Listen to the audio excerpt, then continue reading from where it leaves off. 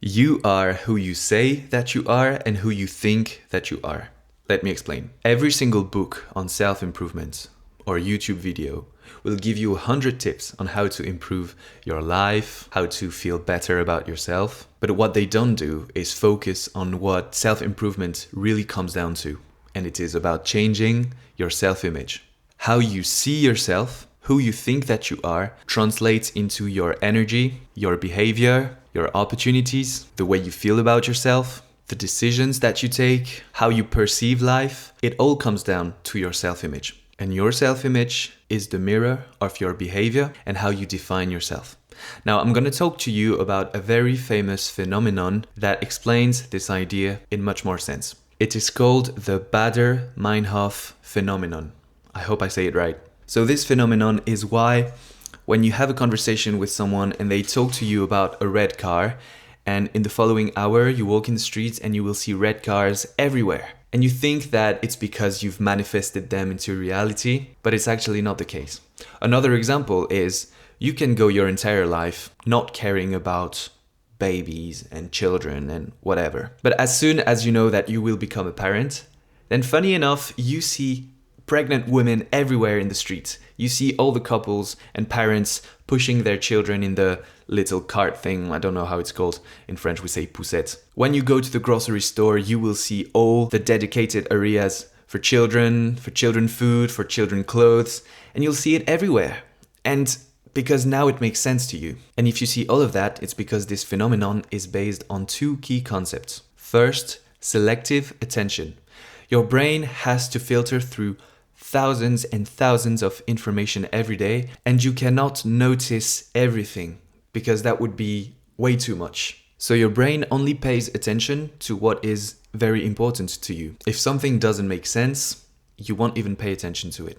And the second thing is the confirmation bias.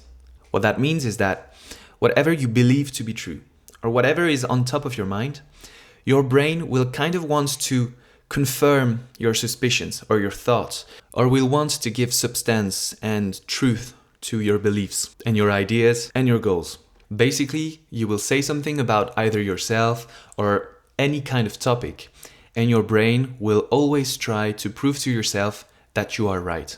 That's how we are. That's why when people debate, they don't want to listen to each other. They just want to confirm their own suspicions, their own opinion, so they can reinforce even further their own conviction. I'll give you a funny example about myself.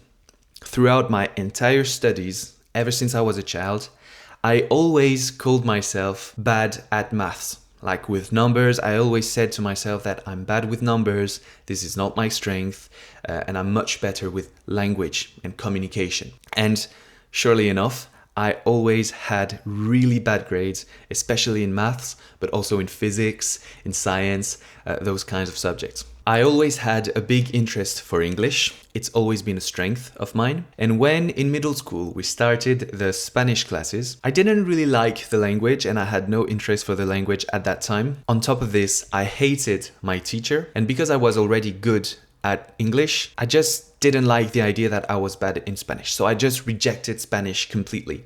I said that Spanish was a stupid language, that it was completely useless for someone like me who is fluent in English. What's the point of learning another language? Any kind of excuse not to learn and improve at Spanish. In France, the grades that we give to students, it's a grade out of 20, right? So you can have 12 out of 20, 18 out of 20, 20 out of 20 if you are really good. My average for Spanish has always been around 6, so really bad. And when I came to the very last year of high school, when I had my final exam, I already knew at that time that I wanted to go to the university to study English, literature, linguistics, etc. I also knew that I wanted to start learning Japanese as a second language, and it was part of the languages that I could take at this university. And so then, because I want things to be coherent in my head, I started to think of myself that I'm a language guy. And I didn't like the idea of saying that English was my strength because it wasn't something I've worked really hard on. But because I knew that for the rest of my life languages would become very important, then I started to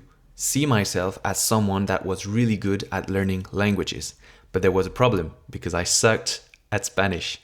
So what did I do? I needed to make it make sense. And I did it completely naturally and completely subconsciously. I had no idea about this idea of self-image back then. But within a few months, I became really good at Spanish.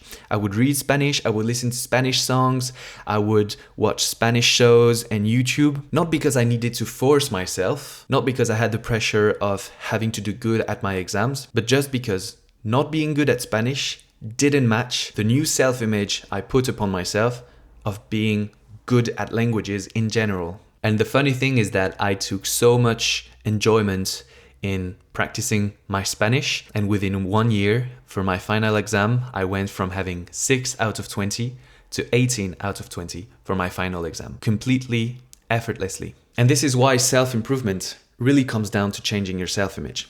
You know, we always talk about the cold showers and they say, yeah, if you want to become disciplined, you need to take cold showers every morning. But it's not really the cold shower in itself that makes you disciplined. It's the fact that you see yourself taking cold showers every morning, even when you don't want to. And seeing yourself doing that repeatedly proves to yourself that you have discipline and helps you see yourself as someone with discipline. And as long as you keep going, this will reinforce the self-image. And I wrote something just to recap everything I've said. These habits don't change who you are, but doing them changes your lifestyle. This new lifestyle makes more sense and is compatible with your ideal version of yourself. And because your self-image is the mirror of your behavior, then changing your behavior changes your self-image. And this is actually the truth behind the famous saying, fake it until you make it. Because there's a lot of truth behind that. If you fake it long enough, it will still force you to do things that will prove to yourself that you are capable of doing it and that your beliefs were actually wrong, and that this fake personality that you put upon yourself proved to you that you are able to get what you're looking for. And so it just changes your self-image completely until you make it. So the key takeaways: you are what you think you are and what you say that you are. So force yourself not to use words to define yourself in a bad way or in the way you don't want to be anymore. Convince yourself that you are both becoming and that you already are who you want to be. And convince yourself and fake it until you make it. And you will do these things that prove to yourself that you have changed.